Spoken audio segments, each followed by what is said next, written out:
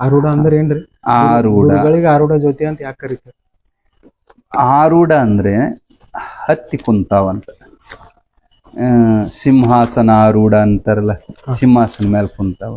ಅಶ್ವಾರೂಢ ಅಂದ್ರೆ ಆನಿ ಮೇಲೆ ಕುಂತಾವ. ಹತ್ತಿ ಕುಂತವನಿಗೆ ಆರೂಢ. ಸಿದ್ಧಾರೂಢರು ಯಾವ್ದ್ರ ಮೇಲೆ ಹತ್ತಿ ಕುಂತಿದ್ರು?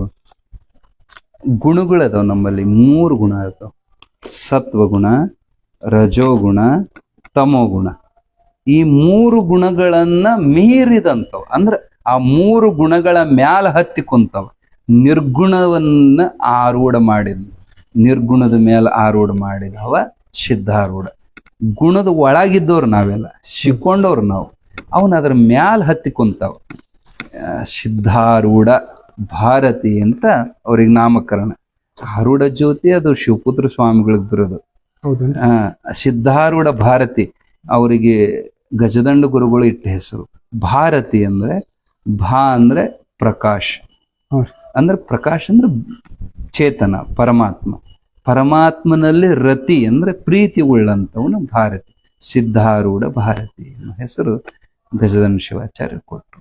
ಸರಿ.